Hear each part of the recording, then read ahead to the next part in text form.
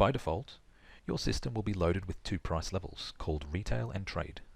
These can be renamed using the Edit buttons. You should have as many price levels set up as the amount of different selling prices you want to set on your parts and services. Use the Create New button to add a new price level to the list.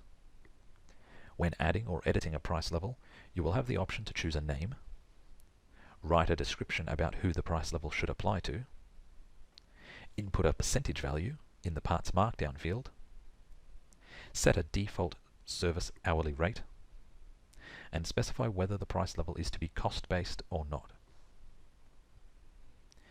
When inputting a percentage value into the markdown field, recognize that the percentage can be used in one of two ways, either as a discount applied to each part's base price, or as a markup applied to each part's cost price. To choose which method you prefer, select or deselect the cost-based checkbox option.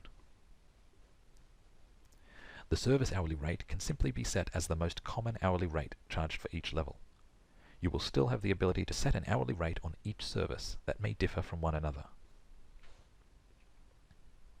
Whichever price level is marked as your default will be the price level that is automatically assigned to new customers that are entered into the system unless manually changed.